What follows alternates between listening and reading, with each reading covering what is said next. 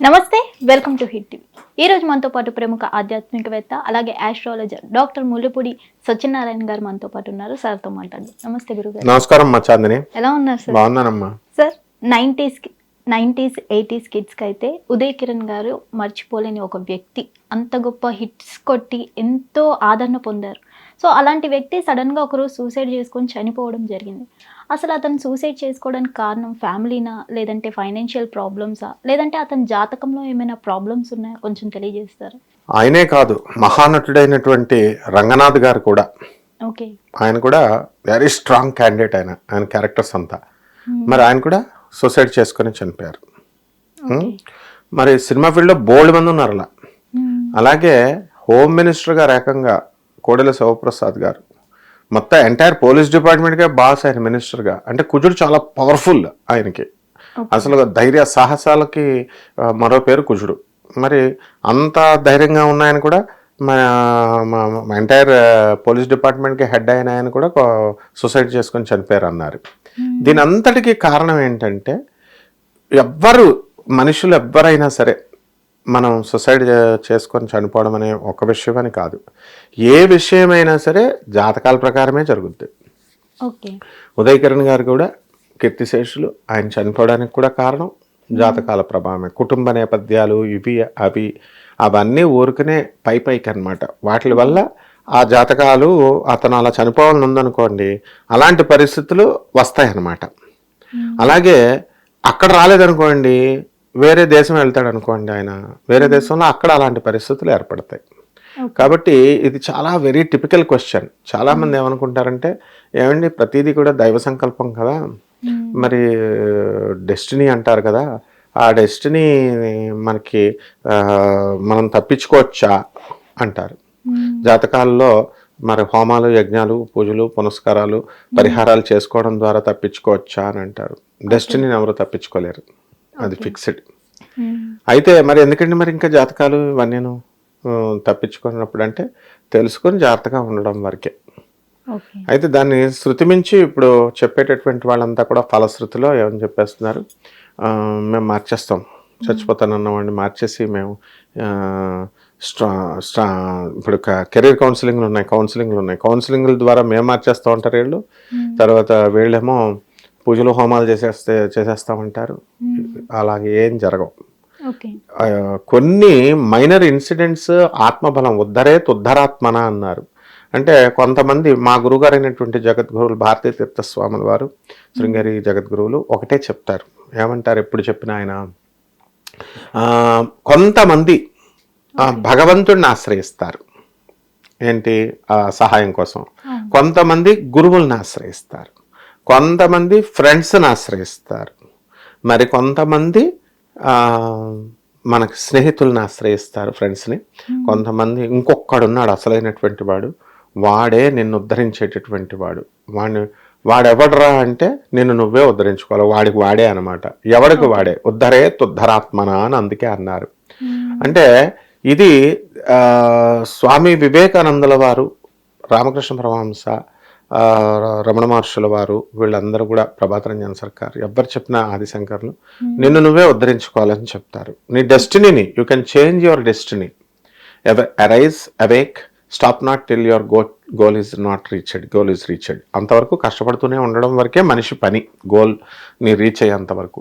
And ఇక్కడ every one is the master of his fate అన్నాడు స్వామి వివేకానంద. మన భవిష్యత్తుకు మనమే కర్తలం. అయితే ఇక్కడ ప్రీ డిస్టైన్డ్ జర్నీ అని ఒక సినిమా చూసావా? ఆ జర్నీలో అందరూ సూసైడ్లు చేసుకుందామని బస్ ఎక్కేస్తారు. అందరూ బస్ ఎక్కేస్తే తర్వాత బస్ అంతా కూడా సూసైడ్లు అవుతుంది. ఆ చనిపోయిన హీరో హీరోయిన్లు కూడా ఆ జర్నీ చక్కగా, మరి ఒక ప్లేన్ క్రాష్ అవ్వడం ఇవన్నీ కూడా చూస్తే వీళ్ళందరూ ముందు అనుకొని ఆత్మల పూర్వజన్మలో డిసైడ్ అయిపోయి ఉంటాయి అన్నమాట. డిసైడ్ అయిపోయి మనందరం చచ్చిపోదాం అనుకున్నాం, సో అందరూ కూడా ఆ ప్లేన్ ఎక్కాలని అందుకే ఆ ప్లేన్ ఎక్కుతారు. అది జర్నీ సినిమాలో ఆ విధంగా చనిపోయిన వాళ్ళందరూ ఒక మీటింగ్కి వచ్చి అందరూ చచ్చిపోదాం, సూసైడ్ చేసుకుందామని ఒక బస్సు ఎక్కుతారు, తర్వాత చనిపోతారు అనుకో. ఆ విధంగా ఇదంతా కూడా ఎవ్రీథింగ్ ఇన్ దిస్ యూనివర్స్ ఏదైనా సరే అది ప్రీడిస్టైన్డ్, ముందే డెస్టినీ నిర్ణయించి ఉంటుంది. అయితే అవన్నీ ఎలా జరుగుతాయి? అవి మనిషి అన్న తర్వాత ప్రతి ఒక్కళ్ళు కూడా మన పూర్వజన్మ కర్మలు ఉంటాయి, మంచి చేస్తాము చెడు చేస్తాము. అండ్ అవన్నీ కూడా జాతక రూపంలో నెక్స్ట్ జన్మలో మనకి పుట్టేటప్పుడు ఇవి వచ్చేస్తాయి ఆటోమేటిక్గా. వచ్చేసి జాతక చక్రంలో ఈ రాశిలో ఈ గ్రహం ఉండాలి, ఈ రాశిలో ఈ గ్రహం ఉండాలి అని ఎవరెవరైతే పుట్టినటువంటి place, date of birth, time of birth ఇవి అందుకే తీసుకుంటాం. అంటే ఆ మూడిట్లని వేసుకున్నప్పుడు మనకి లగ్నాలు, రాశులు, ఆ గ్రహాలు, ఆ చక్రం వచ్చేస్తుంది. దాని ప్రకారమే ఈ వీళ్ళు ఏం చేస్తారన్నది లైఫ్ ఆధారపడి ఉంటుంది. ఇప్పుడు ఉదయకిరణ్ గారి జాతకం కనుక మనం తీసుకున్నట్లయితే ఆయన మనకి అనురాధ నక్షత్రం 3వ పాదం వృశ్చిక రాశిలోకి వచ్చింది. ఓకే, అయితే ఈయన మనకి వృశ్చిక రాశి నుంచి మనకి సప్తమంలో శుక్రుడు ఉన్నాడు. అలాగే సప్తమాధిపతి స్వక్షేత్రగతుడై ఉన్నాడు. అష్టమాధిపతి అయినటువంటి బుధుడు ఆయన ఎక్కడికి వెళ్ళాడు? కర్కాటక రాశిలోకి వెళ్ళి రాహుతో కలిశాడు. బుధుడు రాహుతో కలిశాడు. అష్టమాధిపతి ఎప్పుడైతే రాహుతో కలుస్తాడో సుసైడ్ అని క్లియర్గా డిసైడ్ చేయబడింది. అష్టమ స్థానం అంతా కూడా మరణస్థానం. సో అష్టమాధిపతి అయినటువంటి బుధుడు రాహుతో కలిశాడు, కర్కాటక రాశిలో ఉన్నాడు. సొసైడ్ క్లియర్గా చూపిస్తుంది, కేతు దాని దృష్టి చూస్తుంది. అలాగే మరి వృత్తిలో ఒక వెలిగాడు కదండి అని అంటే అక్కడ మనకి రాజ్యాధిపతి అయినటువంటి రవి మనకి అష్టమంలో ఉన్నాడు. ఓకే, ఒక వెలుగడం అక్కడ ఆ రాజ్యస్థానంలో ఎవరున్నారు? కుజుడు, గుజుడు, గురుడు, శని ఉన్నాడు.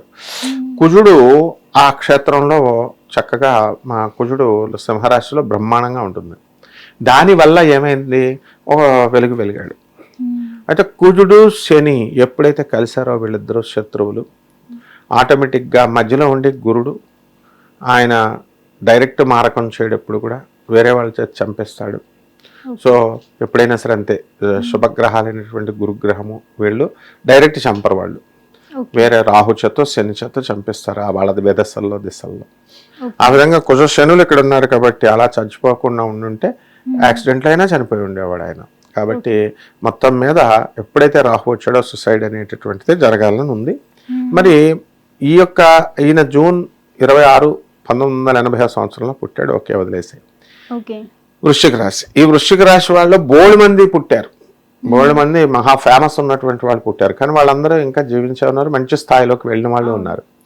మరి వాళ్ళ ఎందుకు కాలేదు, వీళ్ళకి ఎందుకు అయ్యింది అని అంటే వ్యక్తిగత జాతకం.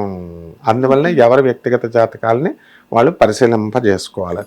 ఒకవేళ ఉదయ్ కిరణ్ గారు వ్యక్తిగత జాతకం చూపించుకొని పరిహారం చేయించుకొని ఉంటే ఫ్యూచర్లో ఏమయ్యేవారు?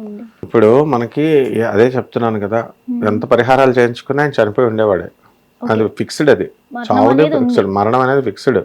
ఇప్పుడు ఉదాహరణకి ఇప్పుడు రాముల వారిని అందరూ పూజ చేస్తారు, శబరి పూజ చేసింది, వాడ ఎక్కించిన గుహుడు పూజ చేశాడు, వాళ్ళిద్దరికి డైరెక్ట్ ఆయన దర్శనం ఇచ్చాడు. రామదాస్ గారు పూజ చేశాడు, రామదాస్ గారికి దర్శనాలు ఇచ్చాడు ఆయన.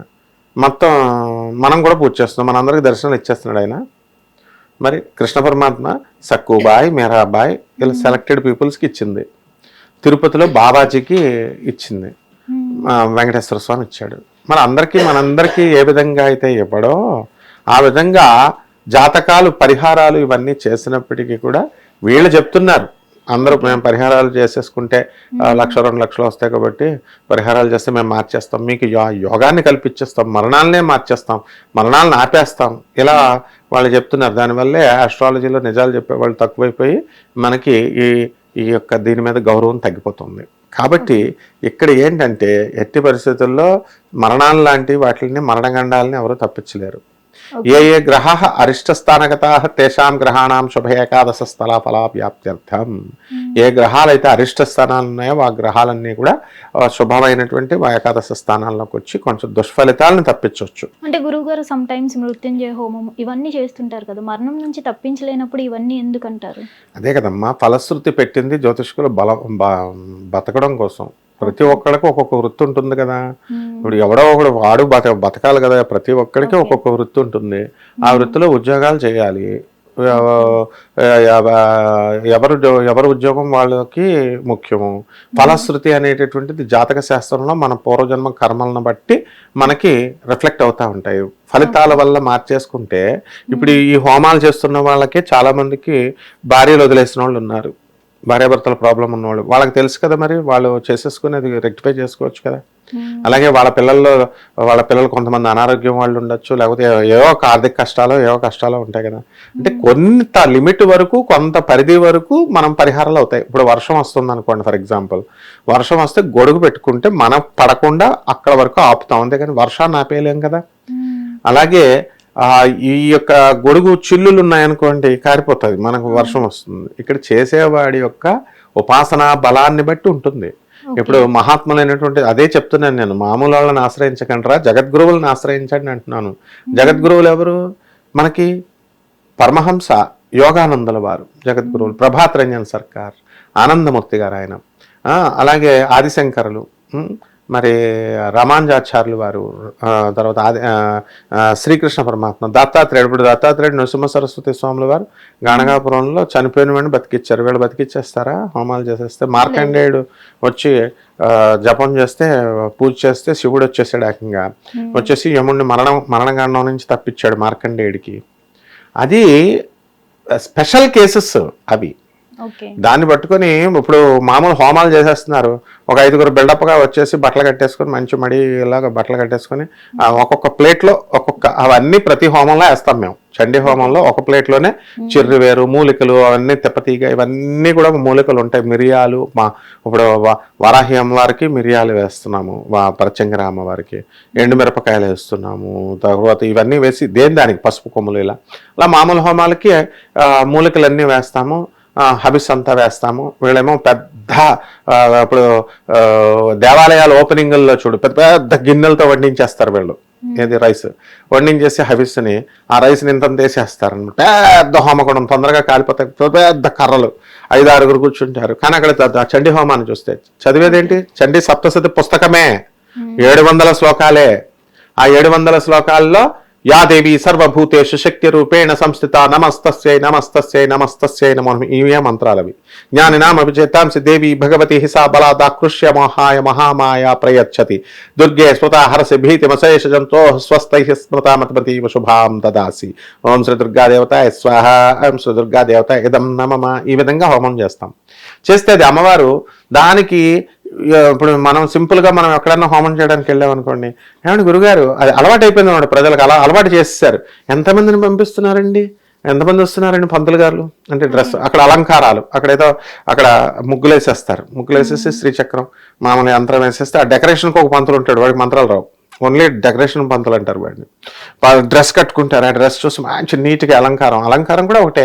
మరి అలా చేయకుండా, అలంకారం చేయకుండా, దేవుడు ఫోటోలు పెట్టకుండా, పువ్వులు సీజన్లో బోల్డ్ వేయకుండా ఉంటే, సింపుల్గా నువ్వు చిన్న ప్లేట్లో నేను చెప్తున్నట్టు చెప్తే ఎవడో రాడు, ఎవడో పూజ కూడా చేయించుకోండి నా చేత. చిన్న ప్లేట్లో ఏమంటాను నేను, చిన్న పటికి బెల్లం పెట్టండి, నైవేద్యం అక్కర్లేదు అంటాను. చిన్న బెల్లం ముక్క, 4 పువ్వులు అంటాం, ఒక అరటిపండు అంటే ఈడేం పంతులు రా ఈడు అనుకుంటారు. డెకరేషన్ తిరుపతి గుళ్ళో ఎందుకు అంతంత పెద్ద పెద్ద డెకరేషన్లు చేస్తారు? ఎప్పటికప్పుడు చీఫ్ మినిస్టర్ ఆఫీస్లో ఎందుకు మార్చేస్తారు? స్ప్రేలు కొడతా ఉంటారు, సీఎంఏ మార్చేస్తూ ఉంటాడు డ్రెస్సులు, ఎప్పుడు చూసినా మల్లెపూల డ్రెస్సులు వేస్తూ ఉంటాడు. మా మోడీ గారిని చూడు, ఎప్పుడు ఎవరు ఫ్రెష్ డ్రెస్సులు మారుస్తారు వాళ్ళు 3-4 సార్లు. నాకు తెలుసు కాబట్టి నేను వాళ్ళని కలుస్తూ ఉంటాను కాబట్టి సీఎం అని నాకు తెలుసు అది. సో అక్కడ కూడా వెంకటేశ్వర స్వామి కానీ దర్శనాలు, గుళ్ళకి తులసి మాలలు మారుస్తూ ఉంటారు, పువ్వులు మారుస్తూ ఉంటారు, ఎప్పటికప్పుడు డెకరేషన్లు, స్ప్రేలు, ఆ పూల వాసన లేకపోతే, అట్మాస్ఫియర్ రాకపోతే ఏదో కూర్చొని దేవుడు గదిలో అంటే మన ఇంట్లో మనం చేసుకోలేమన్న ఫీలింగ్ వస్తుంది. అందుకోసం ఈ ఆర్భాటంతో చేస్తారనమాట. వేద పండితులైనా, పౌరోహితులైనా, స్మార్తులైనా, వాళ్ళని తప్పు పట్టడం కాదు, అక్కడ ఉన్న ప్రక్రియ అర్థం చేసుకోవాలి జనం. సో ఈ హోమాలు చేయడం వల్ల వాళ్ళ చిత్తశుద్ధితో చేస్తే, మృత్యుంజయ హోమాలు అవి తప్పకుండా ఉపాసనా పరులు శంకరాచార్యుడు వచ్చి చేస్తే అయిపోద్ది. ఇప్పుడు పరీక్షిత్ మహారాజు చనిపోతాడని చెప్పినప్పుడు శాపవశాత్తు తక్షకుడైనటువంటి సర్పరాజే వచ్చి కాటేసేస్తాడంటే దాన్ని ఏమైనా తప్పించుకోవచ్చా అని చూశారు మార్గాలు. లేవని చెప్పేశాడు సుఖబ్రహ్మ. ఓన్లీ నీకు మోక్షం మాత్రం ఇప్పిస్తామయ్యా, నువ్వు 7 రోజులు భాగవతం చెప్తాను నేను, విను వింటే నీకు మోక్షం వస్తుంది కృష్ణుడి కథలో. అంతేగాని వీళ్ళకిలాగా ఇప్పుడు కోతలు కోసేసి కమాన్ హోమాలు చేసేసుకుంటే ఫలితాలు చేసేస్తే నేను నీ చావుని తక్షకుడిని ఆపేస్తాను, నీ చావుని మరణాన్ని తప్పించేస్తానని ఆయన హోమాల యజ్ఞాలు చేశాడు. ఆయన భాగవత యజ్ఞం చేశాడు, సప్తాహ యజ్ఞం చేయించాడు, మోక్షం ఇప్పించాడు ఆయనకి కృష్ణ పరమాత్మ యొక్క కరుణతో. అందువలన ఇది ప్రజలు తెలుసుకోవాలి. ఇప్పుడు మనం చెప్తే ఎవరు తింటారు? ఈ వీడియో కూడా సరిగ్గా చూడరు జనం. ఎందుకని నిజాలు చెప్తే ఎవరు చూడరు. నీ చావుని ఆపేస్తా, నీ చావుని తప్పించేస్తా, నిన్ను సీఎం అని చేసేస్తా, నీకు మినిస్టర్ని చేసేస్తా అని చెప్పి వచ్చే వీడియోస్ ఉంటాయి చూడు. మరి వాళ్ళు పెడుతున్నారు కదా జనాలు, చెప్పేస్తుంటే వాళ్ళు చూస్తున్నారు, జనాలు కూడా వెళ్తున్నారు. వాడికి ఆ యోగం వాడికి చేసే ఆ శక్తి ఉంటే వాడే సీఎం అవుతాడు కదమ్మా. ఆ చేసేవాడే సీఎం అవుతాడా, చేసేవాడే మినిస్టర్ అవుతాడు. మినిమం లాజిక్ కామన్ సెన్స్ తో కూడా ఆలోచించారు వీళ్ళు. ఇలా చెప్పడాల వల్ల జ్యోతిష శాస్త్రం అప్రతిష్ట పాలవుతుంది. దేవుడిని మొన్న ఒకడు డేవిడ్ డిబేట్ లో నన్ను ఏమడుగుతున్నాడు, అరే ఈ దేవుడు లేకుండా దేవుడు లేడంటే దేవుడు లేకుండా ఈ భూమి చంద్రుడు ఇవన్నీ ఎలా కదులుతున్నాయంటే, ఏమన్నా దేవుడు వచ్చి భూమిని ఇలాగా వేలుతో కదుపుతున్నాడు కదా అని వెటకారం అడుగుతున్నాడు. మా శిష్యుడే యాంకర్, ఇలాగ దేవుడు తోస్తున్నాడు అండి భూమిని అంటున్నాడు. అంటే ఇవన్నీ అంత చీప్గా దేవుడిని ఎందుకు అయిపోయాడు అంటే, దేవుడు కాన్సెప్ట్, గ్రహాల కాన్సెప్ట్ అలా చేసేసారనమాట. ఆ అబ్బాయి యాంకర్లో తప్పులేదు అలా అడగడంలో. వీళ్ళు అలా చేయడం వల్ల పండితులు ముసుగులో ఉండి సో ఒరిజినల్గా చెప్పాలన్నమాట. అందువలన ఆ చేసేది గొప్ప వ్యక్తి అయినప్పుడు, గొప్ప వ్యక్తి అంటే ఎవరో జనమేజయుడు ఇలాంటి మహర్షులు చేస్తే సర్పాలు వచ్చి పడిపోయినాయి. వీళ్ళు చెప్పేస్తారు నాలో శక్తి ఉంది, నేనే దేవుణ్ణి, దైవశక్తి, నేనే గొప్పవాడిని అని పిచ్చి మాటలు ఇవన్నీ. సో ఆ విధంగా ఇతని యొక్క డెస్టినీ రాసి ఉంది. ఈయన ఈ వృశ్చిక రాశిలో అనురాధ నక్షత్రంలో పుట్టినటువంటి వాళ్ళు మన ప్రధానమంత్రి అయినటువంటి మోడీ గారు చక్రం తిప్పట్లేదా, బ్రహ్మాండంగా ఉన్నాడా లేదా? అలాగే ఇందిరాగాంధీ గారు నవంబర్ 19 ఇండియన్ ఇంగ్లీష్ క్యాలెండర్ ప్రకారం అక్టోబర్ నుంచి నవంబర్ 19 లోపల పుట్టిన వాళ్ళంతా కూడా they fall under the Scorpio series లో పడతారు. అందులో ఇందిరాగాంధీ గారు, షారూక్ ఖాన్ గారు సూపర్ స్టార్ అవ్వలేదా? నవంబర్ 2 పుట్టాడు ఆయన, నవంబర్ 19 ఇందిరాగాంధీ. అలాగే బిల్ గేట్స్ అక్టోబర్ 28. అంటే అందరు ఇంకా బిల్ గేట్స్ అయిపోతారా? మరి వీళ్ళందరూ ఎందుకు సక్సెస్ అయ్యారు? సక్సెస్ ఫేమస్ పీపుల్, వీళ్ళు వ్యక్తిగత జాతకాల వల్ల అయ్యారు. మిగతా వాళ్ళందరూ కూడా కొన్ని కోట్ల మంది ఉంటారు వృశ్చిక రాశి వాళ్ళు, ఈ యొక్క దీంట్లో పుట్టిన వాళ్ళు. సో వాళ్ళు కాలేరు. అందువలన మా వ్యక్తిగత జాతకాల్లో మరణయోగాలు ఉంటే చనిపోతారు. అవి తప్పించుకోవాలి. అందువల్లనే ఒకరోజు రేపు ఇప్పుడు ఒకే రోజు నెలల నుంచి భోజనం చేయకుండా ఒకే రోజు తినేస్తానంటే సరిపోద్దా? ఆల్ ఇన్ వన్ గైడ్ ఉంది. మేము ఏం చేసేవాళ్ళం చిన్నప్పుడు, సంవత్సరం అంతా ఆడేసుకుని రాత్రి రేపు ఎగ్జామ్ అనగా ఆల్ ఇన్ వన్ గైడ్ చదివేసుకొని రేపు పొద్దున గుర్తొచ్చినాయి రాసేస్తే ఇది ఏమైనా ఎగ్జామా, చిన్న ఎగ్జామా పాస్ అయిపోవడానికి కాదు. అందువల్లనే చిన్నప్పటి నుంచి మార్కండేయుడు క్రమశిక్షణతో నారద మహర్షి ఇచ్చినటువంటి మహామంత్రాలని, ఋషులు ఇచ్చినటువంటి మహామంత్రాలు ప్రహ్లాదుడు నారదుడికి ఇచ్చింది, మార్కండేయ స్వామి వారికి మిగతా ఋషులు ఇచ్చిన వాళ్ళు ఆ మంత్రాలను నమ్మకంతో చేశారు, పట్టుదలతో చేశారు. నమ్మకం ప్రధానం.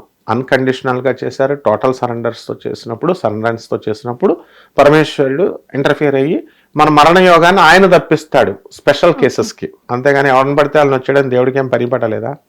లేదా హోమాలంటే యజ్ఞాలంటే లెవెల్లో బిల్డప్ ఇస్తున్నారు. ఏదో సుఖబ్రహ్మ వచ్చి జనమేజయుడు చేసిన యజ్ఞాన్ని వీళ్ళ చేసిన మామూలు కర్రలు వేసేసి నెయ్యి వేసేసి ఎక్కువ సరుకులు వేసేస్తే సేమ్ అయిపోద్దా? మంత్రాలు మామూలుగా చదివేస్తే ఋషులు చదివింది వీళ్ళు చదివింది ఒకటే అయిపోతుందా? ఏమైనా ఉదయకరణ్ గారి జాతకంలో ఉన్నాయి, మరణం ఉంది, అందుకే చనిపోయాడు. ఆయన ఆత్మహత్య చేసుకోవాలని ఉంది మరణం, అందువల్ల ఆయన చనిపోయాడు. అంతేగాని కుటుంబ పరిస్థితుల నేపథ్యాలు లేకపోతే ఇవి వాళ్ళు వేరే వాళ్ళు ఎవరు చంపరు. ఆయన కర్మే ఆయన చంపుద్ది. ప్రతి ఒక్కడికి అదే, మనం చేసుకున్న కర్మే మనకి కాట్ అవుతుంది, పామే కాటేస్తుంది. చనిపోయేటప్పుడు అందరం చచ్చిపోవాలి కదా ఏదో టైంలో. అంటే మంచి సొసైటీలు గిసైడ్లు చేసి చనిపోకూడదు అనమాట. మంచి చావులు, న్యాచురల్ చావులు రావాలి. న్యాచురల్ ఎలాగ పుట్టామో న్యాచురల్ చావులు వస్తే మంచిది అనమాట. ధన్యవాదాలు. హిట్ టీవీ యాప్, ఇందులో short news, live news, entertainment shows, movies, digital magazines తో పాటు మీ జిల్లా వార్తలను కూడా ఫ్రీగా చూడొచ్చు. ఇంకెందుకు ఆలస్యం, వెంటనే హిట్ టీవీ యాప్ ని డౌన్లోడ్ చేసుకుని ఫ్రీగా ఎంటర్టైన్మెంట్ పొందండి. Hit TV app, hit TV app, please download hit TV app. Hit TV app ని ఫ్రీగా డౌన్లోడ్ చేసుకుని ఎంజాయ్ చేయండి. మీకు నచ్చిన ఎంటర్టైన్మెంట్ కోసం హిట్ టీవీ యాప్ ని ఫ్రీగా డౌన్లోడ్ చేసుకుని ఎంజాయ్ చేయండి. హిట్ టీవీ యాప్ ని డౌన్లోడ్ చేసుకుని ఆస్వాదించండి, ఆశీర్వదించండి. ఇంతమంది సెలబ్రిటీలు హిట్ టీవీ యాప్ ని డౌన్లోడ్ చేసుకోండి అని చెప్తున్నారంటే ఎంత మంచి యాప్ ఆలోచించండి. అమెరికా అమెరికా అమెరికా అమెరికాలో చదవాలనుకునే వాళ్ళకి విశ్వసనీయమైన పేరు మన శౌర్య consultancy. UK Law 1 Year Masters. UK Law 1 Year Masters. 2 years work permit up to 5 years visa. Contact Saurya Consultancy. Contact 89851 89851.